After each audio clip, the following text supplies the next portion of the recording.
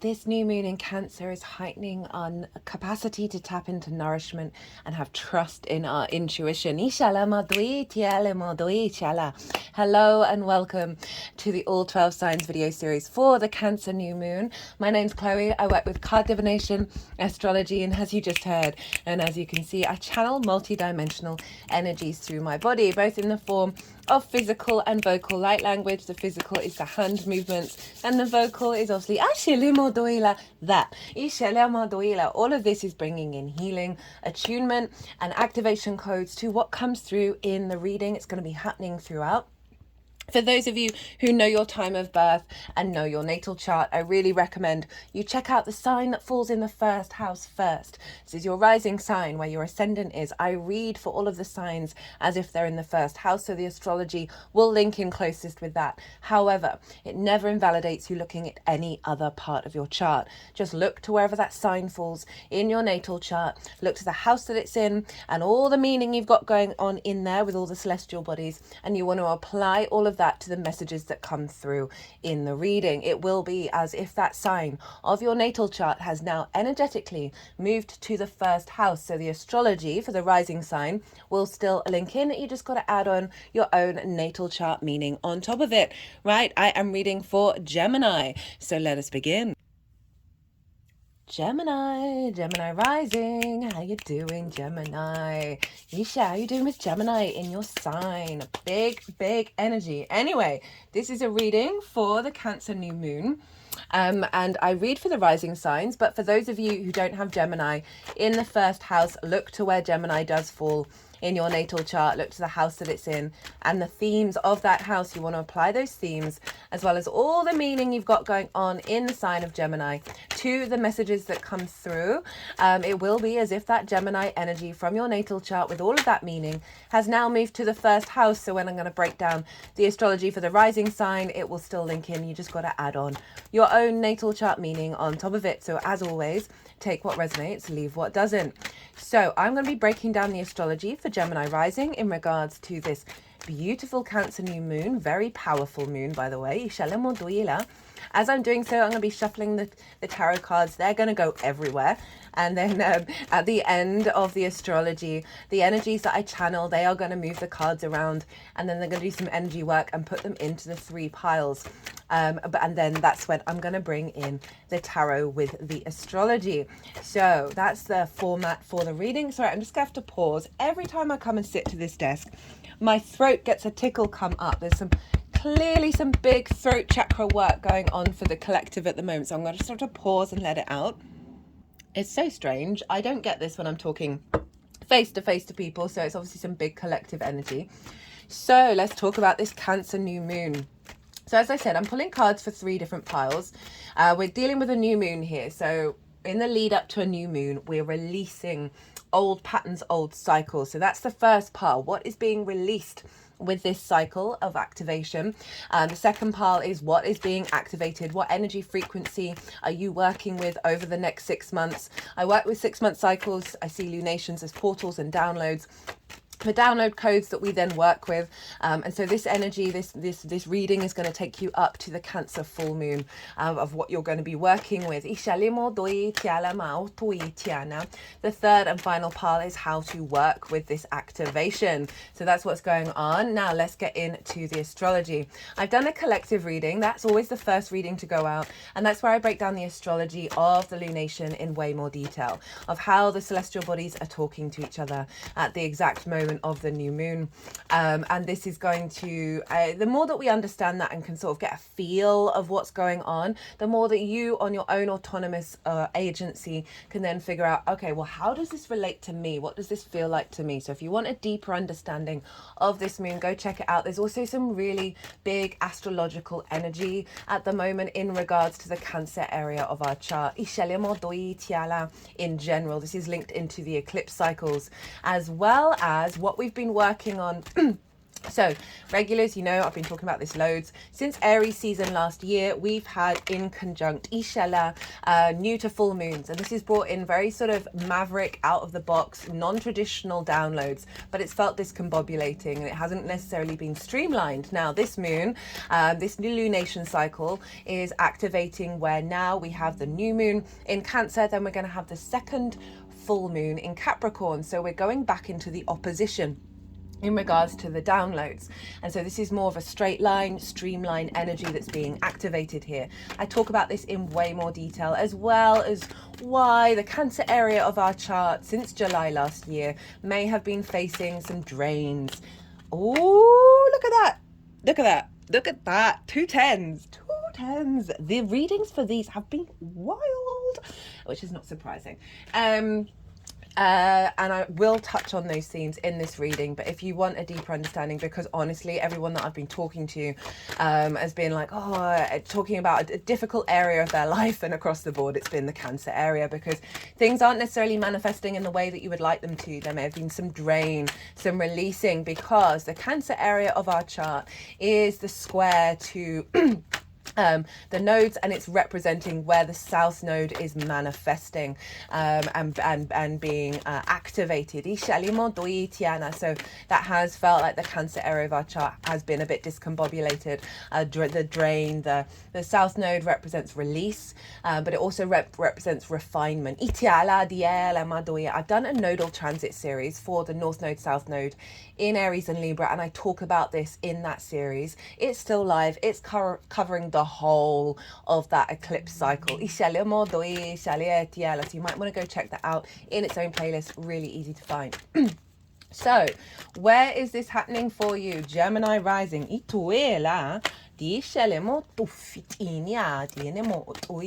This is happening in your second house. The second house is the house of your resources. This is your skills and your tools that you have in order to manifest in the 3D world and bring in regular income. It is the things that you value, and most importantly, did we get a flipper? We did. King of Pentacles. Haha, loving this. And this is most importantly how you value yourself. Now, if we're not valuing ourselves and truly knowing we are loved, we are worthy, then that can distort the things that we value. That can distort our connection to our skills and our tools and our ability to manifest and bring in regular income. So you've had a drain with this since July last year. As I said, things might not have been manifesting in the way that you would have liked them to. You may have come across some problems. You may have seen some things fall away. There may have been just a heaviness and a weight there. But the south node, wherever it is the south node manifestation is, so what's happening with Cancer, is an activation of a deeper refinement around all of those themes that I just talked about. Like really honing your skills, even if there may have been some restrictions around that and some releasing of old habits and formations that may have caused a heaviness and a drain, right? A sort of a redefinement of our intuition and our sensitivity, right? Having Cancer in the second house is ruled by the moon. The moon is ruling the whole chart, by the way, for this lunation, because whatever's going on with the ruler of a sign is influencing the signs that it rules, and the Sun and Venus are in the sign of Cancer, so Leo, Libra, Taurus are all being influenced by this moon, and therefore all the planets that are in those signs are therefore being influenced by the moon, and so the whole chart is being governed by the moon, and this makes it a very holistic integration of this new moon. So that moon is drawing in the energy and influencing every other part of your chart to get it into alignment and start a new cycle with the foundation of the sense of value, right? And how to bring in a higher level of manifestation, a deeper connection to your skills and your tools.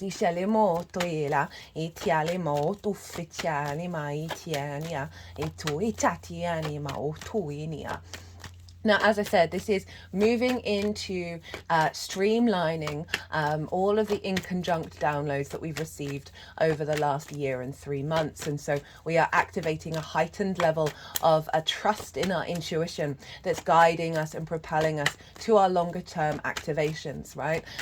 We are getting a deeper integration of our soul that is allowing for a higher timeline, right? I say higher, I mean a more integrated, expansive timeline, right? Where we've been straddling 2 realms at the moment, and now this is activating a cycle of integration into the new reality. So you may have had a lot of clues and signs around this new reality that we're in, right? Where we can have more faith, more trust, more expansion, the ability to realize that old patterns and old timelines are no longer part of our frequency anymore. But that would have brought up quite a lot of those difficult energies in the lead up to this new moon, right?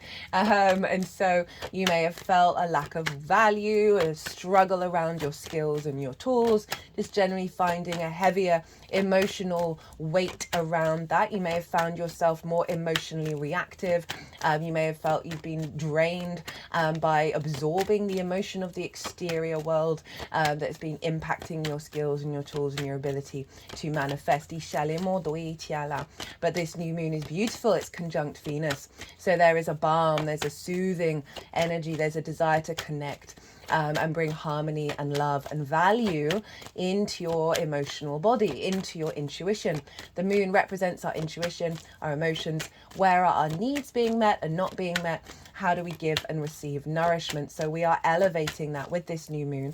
We've gone on a long journey with that South Node activation here, and now we're entering into a new cycle with it. So everything that we've been working through, everything that we've been learning, we're now able to put it into practice and elevate and refine this area of our chart. This moon is squaring the nodes. And so we have a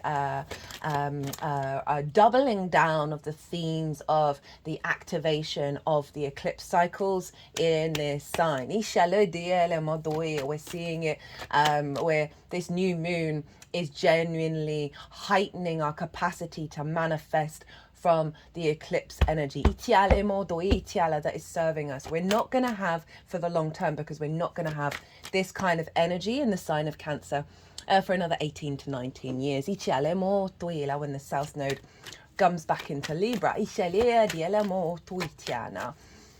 Now, what else is going on? Well, we have Ceres, the asteroid, over in the sign of Capricorn. Now,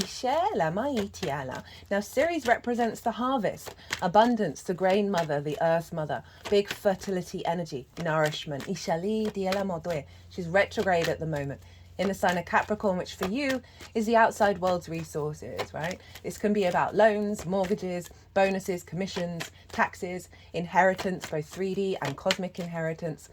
And so these sort of more bigger chunks of money, more one-off chunks of money, or dealing with the resources from the outside world. It's also about relationship dynamics, the give and exchange between you and anything other than you. And this is exactly opposite the moon. So this is your relationship on the multidimensional sphere, right? Both it's your relationship dynamic with Source. It's a very magical house, the 8th house. And Ceres in reverse there, in retrograde, can have brought up restrictions around having abundance and harvest and a sense of nourishment in those relationship dynamics, in your relationship with Source, in the resources that you engage with the outside world. There may have been some difficulties around that. It may have felt like what came through in the collective reading is our capacity, even if we feel like we're in the desert, of finding water. The sun and the moon are also conjunct Sirius, which is very, very powerful. I talk about that in the collective reading. So one side of it is the highlighting of where we're in the desert, while also a retrograde energy is the inner establishment of that frequency. So a deeper inner resource around nourishment, which is meaning that we're stronger in our frequency around our relationship dynamics, where our value is not being distorted. So overall that, excuse me, I'm just going to have to cough again. I do apologize, Gemini. So overall, that balance between the sun and the moon and Ceres is heightening our capacity to find a deeper level of nourishment from that which may feel like scarcity. And really allow any distortions that we may have had around restrictions from the external world, right, in our relationship dynamics that may have impacted your calling around your skills and your tools and around what you value and how you value yourself. This is coming into balance where you're stronger within yourself. I'm not saying that you're not going to get the resources from the outside world, but any wounds in your emotional body around that are going to be restored and nourished by Ceres being retrograde. Speaking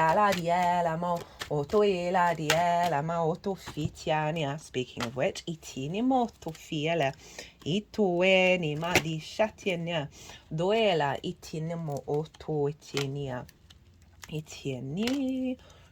ooh, that king's come out for everybody.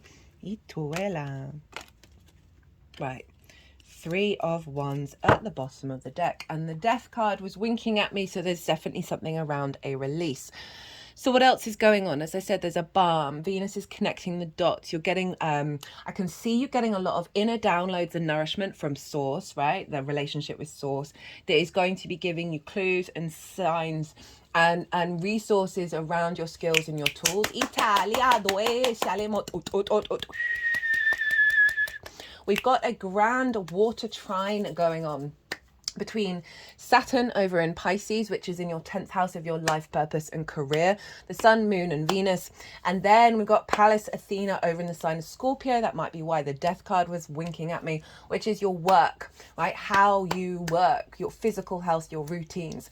Pallas Athena represents embodied wisdom. So we've got Saturn, maturity, responsibility, karma, cause and effect, making the magic of your Piscean life path real, but providing restrictions and limitations around that in order to get you into your own authority. The retrograde can see you being more in your authority rather than it being externalized. But the combination with Pallas Athena over around the longer term strategy around the way that you work. Saturn's about longer term cycles, a maturity, a discipline, a legacy, integrity energy, all funneling into this moon by a water trine, right? Grand water trine. Trines are very bringing together of everything in order to expand, elevate, find wisdom, opportunities, ease, faith, knowing, very Jupiterian energy. Jupiter rules the trine. Jupiter's currently in your sign, Gemini. If you haven't checked out the Jupiter and Gemini transit series, that's a year-long transit. The more that we understand the energy of Jupiter, the more we can work with it. I thoroughly recommend it. It's in its own playlist, in the Jupiter playlist. But we've got this huge activation of water, right? And they're all in your work houses, of all feeding this into an alignment of releasing any sensitivities and insecurities around your skills and your tools. Heightened and trust in your intuition, because we've got these powerhouses of Pallas Athena and Saturn providing a lot of mature support in order to help you have trust and a deeper nourishment in regards to your own value and how you work with it. Okay, so what else did I want to say? That's kind of it. There's a lot more. I talk about it in the collective reading, but I was so delayed in getting these videos out, which I talk about in the collective reading. My screen on my phone, my 8-year-old phone, who I love. She is my nearest and dearest. She has supported me through many bad things. The screen started to disintegrate the day before Neptune retrograded. Very appropriate. I had lots of conversations with people and stuff around screens and realities and vision and seeing, being able to see things falling away. I talk about that in the collective reading as well. Fingers crossed she'll be fixed by Friday. But there's been a delay in these all coming out. Right, so look to where your sun and your moon are in your natal chart.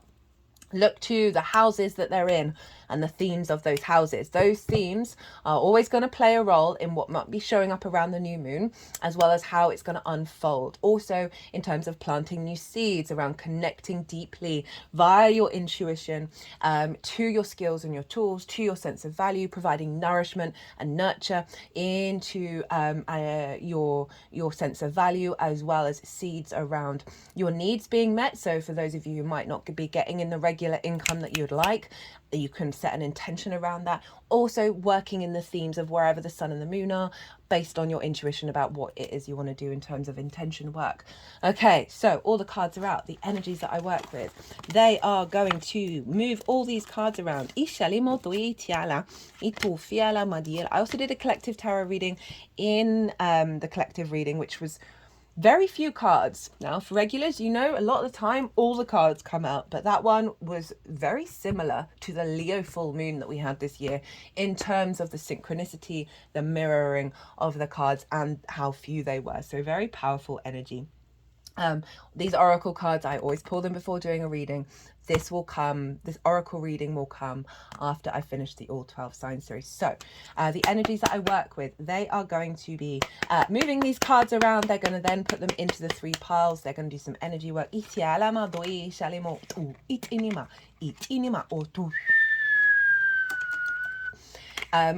are then, that's when I'm going to then bring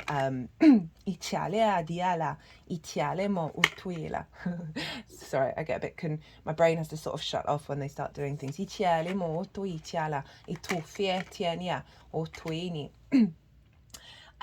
when I'm going to bring the astrology into the tarot. Ishalia do tu fini yani mao to ini atu etinia etianima atiania tum itini ma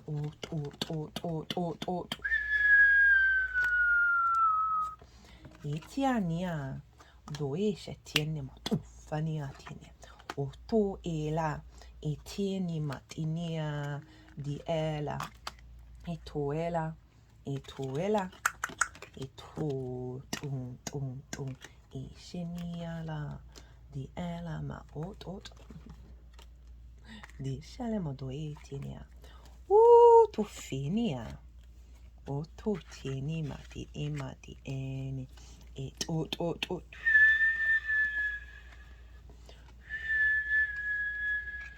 Okay, so that 10 of Cups wanted to be reversed in the first pile and now wants to be out and proud in the second. Itini mautu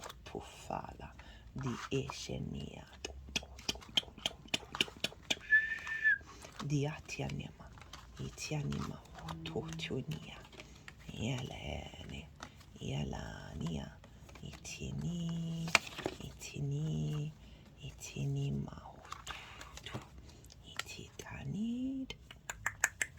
Whoa, 3 major arcana with how to work with it. It's all fixed signs as well.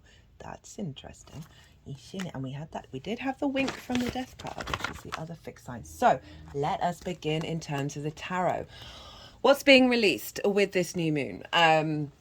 We've got Temperance in reverse. So this is kind of like the difficulties that you've been working on and going through. And this is what's being released. Temperance in reverse, the 4 of Swords, the 3 of Swords, the Knight of Wands, and the 10 of Swords. So Temperance in reverse. Temperance is all about the alchemical process, the capacity to refine the skills and tools that you have within you and alchemize it into an angelic frequency and bring that down onto the 3D realm. So it's in reverse. So it's saying the blockages around that and the capacity to tap into that higher, more integrated, expansive frequency around the skills and tools that you have, any limitations and that have just sort of been blocking you from being able to put in this work of the refinement, right? We are now stepping into the frequency of you building on that, right? The South Node represents release, a drain, a heaviness, as well as deeper nuance and refinement. So we're moving from the difficulties, definitely with this cycle, it feels like with all the readings so far, we're now heading into the next level of, okay, we've been through this and now we're elevating it. So that blockage is being released. The 4 of Swords. The Four of Swords is suggesting that you've gone through this process of contemplation, right? Of being in observation of the Three of Swords, which we also have here, of any difficulties, heartbreaks, heart distortions around your ability to tap into the truth of your own value, which is that you are part of Source, that it is that you are supported and held. So there's an element of the inner withdrawal, right, that can represent that South Node energy, is being released, where you, through that contemplation, not necessarily the actions of the alchemizing, but that contemplation is now you're taking it out into the world, as in you're gonna then start to be able to apply everything that you have been downloading and receiving. We've got the Three of Swords, right? So this is what's being released. Any distortions in the heart field, any ideas, constructs, wounds that have distorted your capacity to know the love for yourself. They're just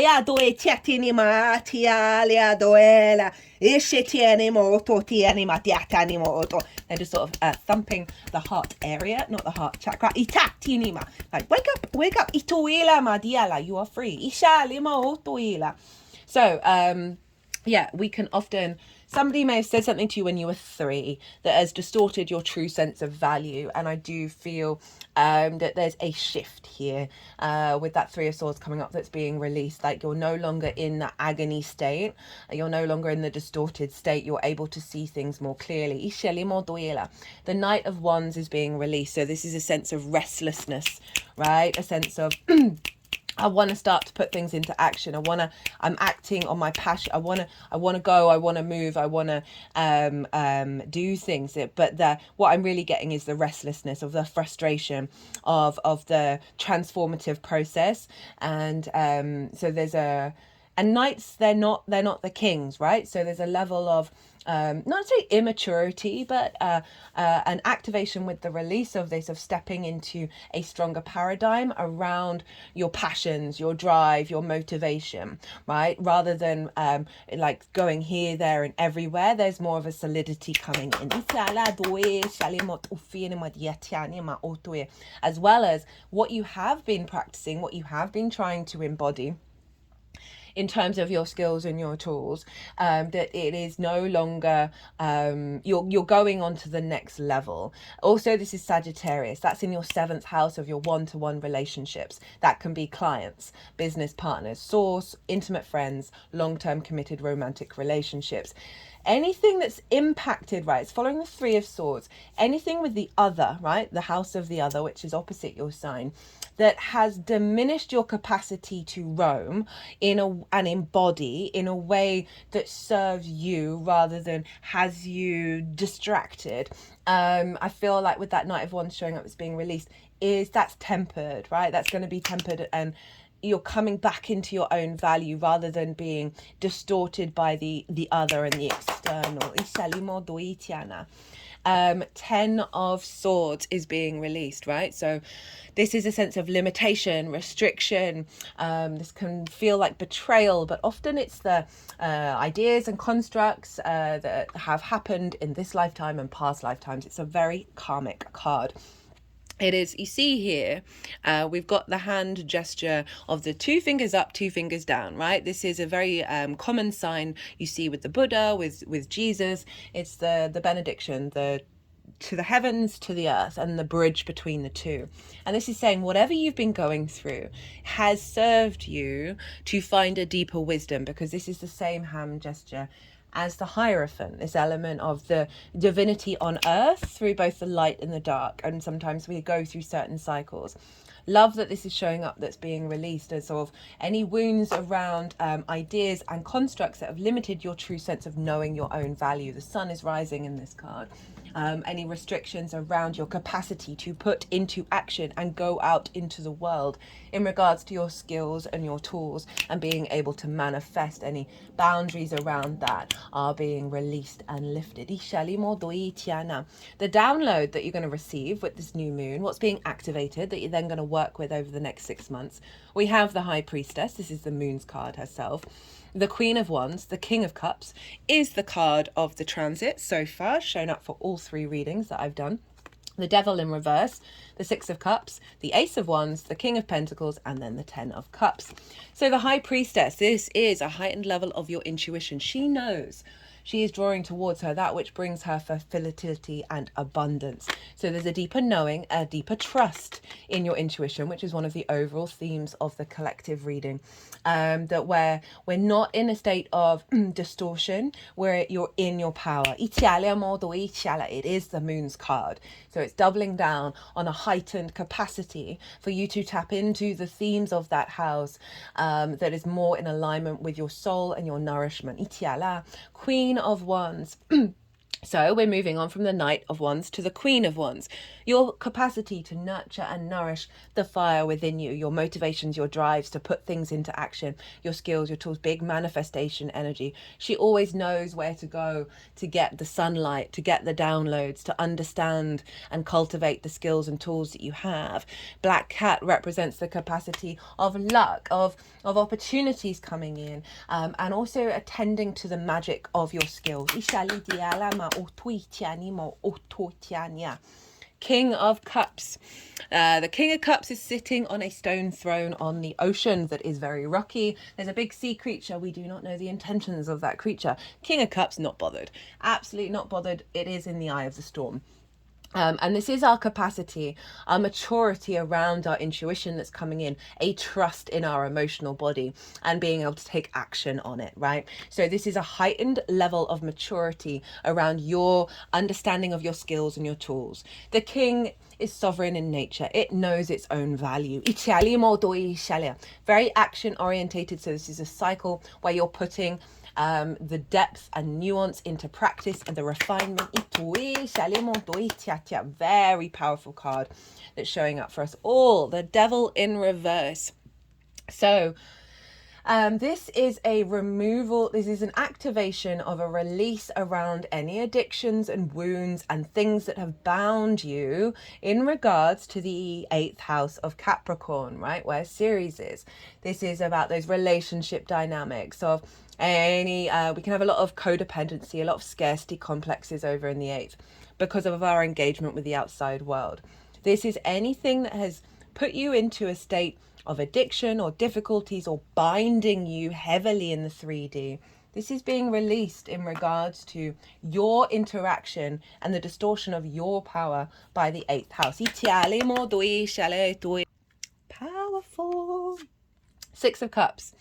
Seeing the flowers grow from grief, right? Grow, because this follows the 5 of Cups. This is being at peace with all that has come before, which is beautiful to show up with after the completion of the 10 of Swords. This is a sense of safety and security. It's the biggest home in tarot. It is about knowing where you are, appreciating your existence, understanding everything that's happened before is now providing abundance. So there's something here of things coming into balance in your emotional body, in your perception around what has happened before. That's shifting into a more fertile ground. This can be old soul tools and skills that you have coming towards you and that you're then going to be able to bring in a level of manifestation with. Ace of Wands. I'm sorry, I'm going to have to pause again. Goodness me. Ace of Wands. Passion, creativity, virility, very fertile energy, right? You see all these leaves growing from the wand. It represents a fertile energy around your passions, your motivations, your drive, right? Very virile in its nature. You have a renewal of energy and your passion and your motivation to take action, to build on your skills and your tools, to have confidence in who you are and what it is you're doing, right? New life is springing into this area of your chart. King of Pentacles, right? Great for money, okay? Great for resources. You've got all the water signs of your chart activated. Those are all the work houses. So great that we've got the King of Pentacles showing up. Right, very action orientated again around manifesting things in the 3D realm. Very fertile. All these grapes, they represent the harvest. It's the only, other than the Empress, it's the only figure that has the golden scepter, which is the power to manifest, the power to create. fantastic that that's coming up with this, what's being activated with this new cycle. Again, it's the confidence and the trust in our intuition to be able to find the nourishment that we need that fulfills our needs. Doesn't just have to be money.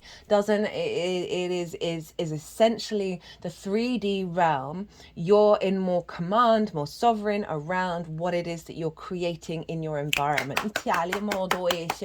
But also it is about resources and you being in command of your resources, command of your skills, that is bringing in a cycle of abundance. 10 of Cups. This is the externalization of an internal alignment on an emotional level. So this is bringing in a cycle of you seeing things. Remember, the moon is governing the whole chart. So this is influencing the rest of the chart and all of those themes of you seeing more things external to you coming into alignment, right? Yes, it's the happy ever after, it's the family. That's just a figurative representation of things happening beyond yourself, i.e. external things that are part of your alignment process. It is showing up in the 3D realm. We have the three of, look, hey, Empress, moving out of Ace of Swords in reverse for me is like moving beyond the rational in terms of the limitations of the rational. We've got a lot of water here. So it's allowing that emotional flow and that intuition to be having a little more governance than, well, that doesn't rationally make sense. Remember, we've got Saturn in Pisces, making that fluky Pisces energy real. The Empress, this is Venus in your second house, right? Of a more fertile environment. 3 of Wands, 6 of Wands. So this is starting. This figure is very confident. They are standing on the higher ground. They know they've done everything they need to do in order to embark on a new journey. They don't know how that journey is going to unfold. And so this is the sort of, not necessarily the heavy drain of that South Node manifestation, but now more the refinement of the new journey that you're going on, of the confidence that's coming in and being really open to the experience of how it's going to work out. The 6 of Wands wanted to go there. There's a sense of victory here and recognition. This figure has gone on a difficult journey, has gone and done a difficult thing, and now they're about to be celebrated. They're recognized. Everyone's really happy. There's the victory wreath about what's unfolding. So in regards to the second house, one, this is you're activating a cycle around like embodying and refining the skills and tools that you have and being successful at what you do, and then adding on top of that, right, that Saturn over in the 10th, visibility, recognition in the way that you work by the external world, and so a celebration around what it is that you do and what you bring to the table, that is leading to a big party, right? So that can represent anything, but a sense of there's an achievement and you can relax and celebrate because of it. How to work with this energy: the Hierophant, the Star, the Strength, Taurus, Aquarius, and Leo. How to activate it. Know your power, basically, right? With all of these major arcana showing up, like seriously, have some faith and trust in the power of you and what it is that you are cultivating in this cycle. The Hierophant is all right. See the hand gesture, the same as the 10 of Swords.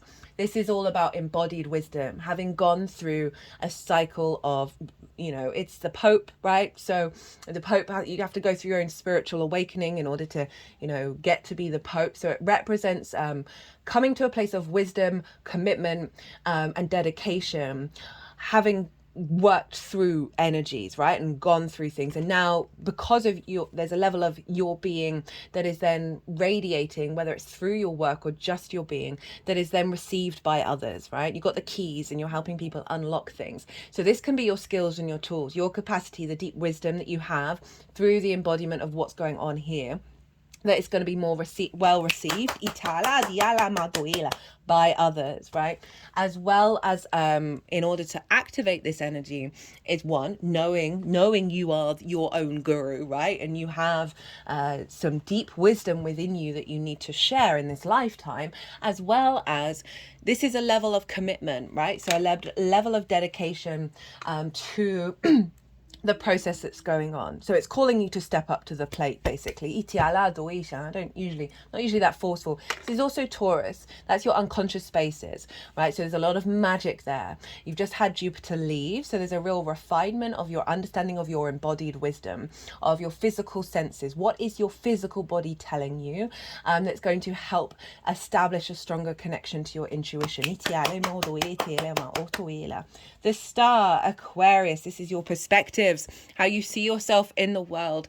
This is calling you to understand you are unique in your being.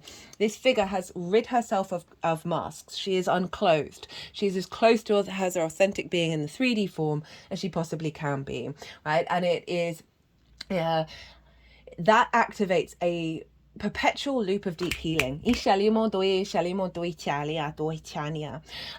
is elevating a heightened sense of you knowing your own uniqueness, you knowing your own stardom, bringing in the galactic and earth energy together. So this is about applying your perspectives, that ninth house energy of Aquarius, into the way that you work, into how you understand yourself. It's also calling you to know that you've gone through a difficult healing journey, and that this is allowing you to hope and dream in a different way that is more in alignment with your soul unique frequency, that you need to tap into. I'm being quite forceful, I'm not usually like this. You need to tap into your understanding that what you have to offer is unique to you. It is not about how anybody else does anything. And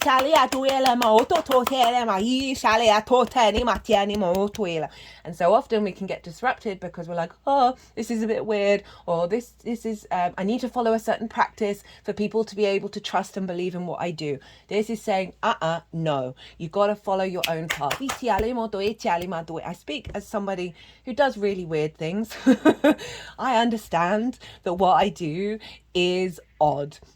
And how when I first started channeling, when I first was doing the movements, it's 3 years ago, I realized I can't mask this. I have to talk to everybody in my life about this. I can't, if it comes up, like if it happens, I cannot hide this away. And this is what the star's all about, of finding the confidence, right? The embodied wisdom for you to work with that and be really strong in your power. We have the Strengths card again. This is about love and kindness, of our intuition with our higher self working together. They are not trying to dominate each other. They're not trying to subjugate one another. It's through love and kindness that we come into balance, that we come into our strength. And often that might be being vulnerable. This is Leo. This is in your third house of your communication, but also your day-to-day. So there's something around practicing every day this energy, right? Of not fighting, not being in conflict with the messages that are coming through, with what you're intuitively guided to do, with not second guessing yourself, with just throwing a lot of unconditional love at it. And that there may be moments where you've got to be vulnerable, and really be so very kind to yourself on this journey. Right, I'm going to get a oracle card for my lovely Geminis. Gemini, I so enjoyed doing all of your transits, your Gemini season transits. If you've not caught any of them, I thoroughly recommend them, because as always, Gemini, the messages that come through in those readings, they just feel so appropriate to where we're headed in terms of a lightness, a playfulness, a curiosity of nature, rather than being bound and rigid. And I feel, Tofia. I have not had this card in any of the readings that I've done with this deck so far on this channel. Of that Gemini energy, those transits feel like very powerful energy to help us work with the rest of the year, if I'm honest. We've got 11, which is a very powerful number, but in and of itself marks a 2, so there's something about balance coming in here. We've got 2 here, the unity within, deep quiet. Meditation, stillness, clarity. When deep quiet appears, it is a message from the cosmos calling you to stillness, to step outside of the concerns of your everyday life. This does not mean to slow down and take a breath, although that is a good start. The cosmos is inviting you to go deep, to that place where the noise stops and there is only the vast emptiness of inner space. When we don't respond to the invitation offered by the deep quiet, life can stop us in our tracks with an illness or a crisis. This is very sort of South Node energy of, it's not necessarily externalized. This is calling you to be on an inner journey. And even though that we've gone through a bigger part of the draining, and this is now the space for a refinement. So that Four of Swords, even though it's falling away, there's an element of in your space of alchemization to allow a stillness in your practice to see what wisdom comes through from your intuition. Listen to the still small voice. Remember that you want to catch spirit on a whisper, not a shout. And it is only human to argue that you are too busy to slow down and you don't have time, the inclination, or the money for a retreat. Do not let any of these reasons get the better of you. Stop the world and enter the deep quiet before you come to a crashing halt. After you've had said yes to this invitation, you will find that the world can get along quite well without the need for you to manage it. You will enjoy the freedom that comes with the stillness, the clarity and the spaciousness offered by the silence.